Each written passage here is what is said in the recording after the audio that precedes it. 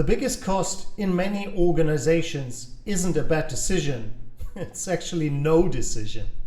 Every time responsibility gets passed to another review, another approval, or another stakeholder, speed disappears and the hidden cost grows.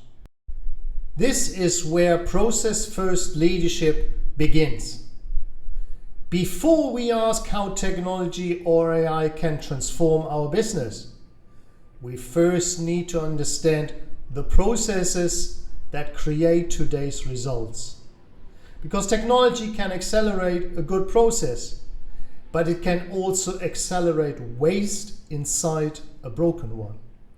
Welcome to This Explainer. Look, today we're going to completely dismantle a massive corporate myth. It's one that is quietly draining your operational capacity, ballooning your costs, and absolutely destroying your organizational speed. We're diving into something called decision deflection. Now, this is a deeply ingrained habit that completely masquerades as healthy teamwork, but in reality, it's an invisible tax on your business. So, if you've ever found yourself wondering why simple, straightforward initiatives take months to execute, or why your shiny new technology investments just aren't yielding that expected ROI, well, you are definitely in the right place. Let's get into it. For decades now, we've been taught that alignment is the absolute holy grail of corporate management, right? We want everyone on the same page. But the reality that we're actually seeing in the data, it challenges this executive mindset pretty aggressively. Everything you know about corporate alignment might actually be wrong. Because in many organizations, this relentless pursuit of alignment has mutated. It's become this invisible tax that literally destroys speed. We've somehow built these cultures where getting a consensus is prioritized over actually getting a result. And this obsession with cross-functional alignment, it's hiding a much more destructive behavior. So what exactly is this destructive behavior? Well, we call it decision deflection. And by definition, this is the habit of pushing routine, everyday operational decisions through multiple stakeholders who are not actually accountable for the final outcome. Just think about it for a second. Think about the manager who requires 4 different signatures just for a standard software license.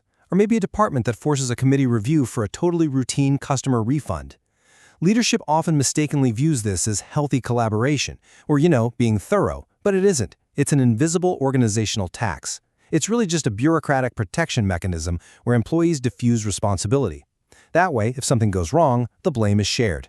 It's the illusion of safety, but it comes at the complete expense of execution. Now, this isn't just theory. Let's anchor this in some cold, hard data. Consider a recent case study we looked at regarding a multi-country signature loop. A team needed to make a totally routine operational change to a printing process. The hard cost of the change itself? A mere $450. But because of this organization's culture of decision deflection, this minor little request got routed through an absolute labyrinth of mandatory approvals, cross-departmental reviews, and endless alignment meetings. The final fully loaded organizational cost of making that $450 change, it ballooned to over $52,000. It is just staggering when you actually put a dollar figure on it. You have to ask, how in the world does a $450 change cost $52,000? Well, it comes down to one single number: 23. That is the number of days this routine decision spent trapped in a bureaucratic approval loop. 23 days of executives reading emails they didn't even need to be CC'd on. 23 days of meetings trying to align stakeholders who had literally zero skin in the game. That absurd financial loss was completely driven by the time the decision spent just waiting in the queue, not the actual cost of the change itself. The cost was the delay. And delayed decisions, like that massive 23-day wait, are really just the tip of the iceberg here. This builds a compounding system of waste. You've got waiting waste, where entire teams are just stalling out, sitting on their hands while waiting for an executive signature. Then you have rework and errors. Because, as a decision bounces between 5 different stakeholders, the original context gets completely lost and mistakes just naturally get introduced. Then there's context switching. Every single time a manager has to stop and review a low-level decision, they're being pulled away from actual strategic work. Add in the massive coordination effort required just to schedule all these alignment meetings, and finally, the lost opportunities. Your organization simply cannot move fast enough to capture market value. So why do incredibly smart, well-intentioned organizations create this mess in the first place? It really comes down to human psychology and corporate culture. First off, there's the fear of being wrong, loss aversion. People naturally want to avoid blame, so they share the risk by looping in a bunch of other people. This risk avoidance creates a severe lack of decision ownership. Because honestly, if everyone owns the decision, no one does. And that feeds right into this deeply ingrained consensus culture. But perhaps most dangerously, we see what's called structural creep.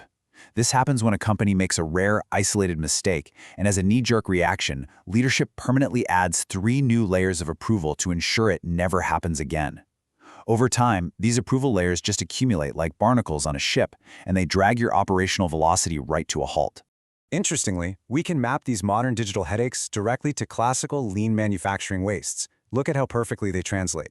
In a physical factory, waiting is a machine sitting idle. But in your office, it's delayed approvals and bottleneck queues. Information transportation isn't moving physical parts around on a forklift anymore. It's the endless email handoffs and those massive CC loops. Overprocessing is corporate gold plating, like running a simple email update through 4 different rounds of management edits.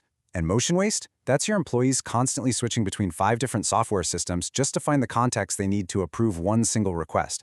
This really proves that decision deflection isn't just a minor annoyance. It is a systemic, highly measurable inefficiency in digital work. The ultimate goal here isn't just about clearing out inboxes. It's about reducing that decision distance and completely eliminating decision latency across your entire organization.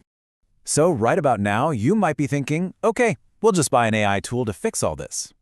Well, actually, here is a massive warning for you. AI executes waste at machine speed. If you apply modern generative AI or agentic automation to a broken, overly complex approval process, you are not fixing your workflow debt. You're just locking it in.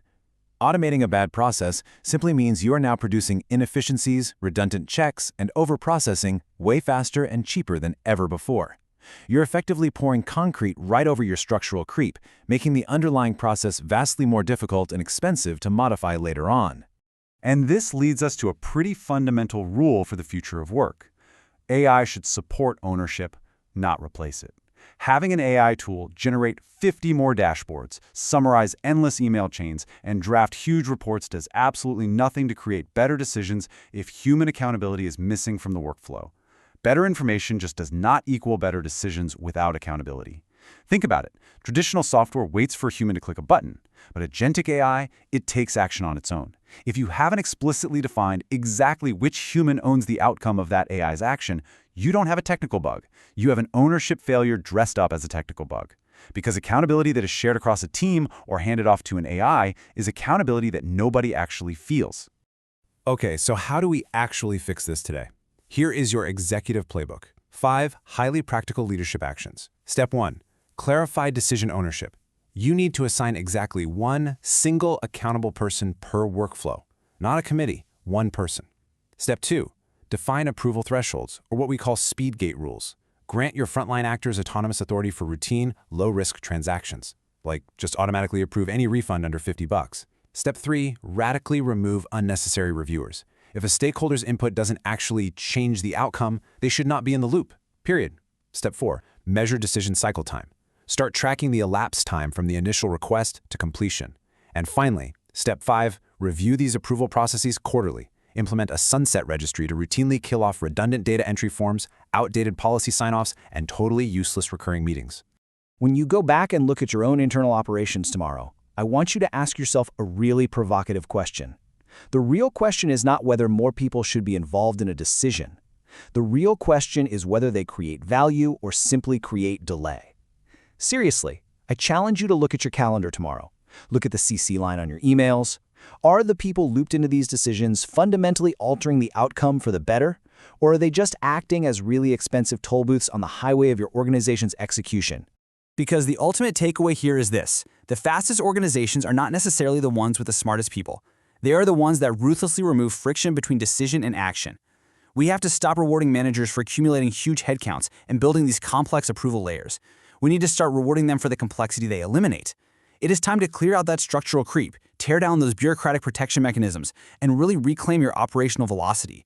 The competitive advantage of this next decade, it won't belong to the organizations that analyze the most. It is absolutely going to belong to the organizations that execute the fastest, without friction. So go streamline those workflows.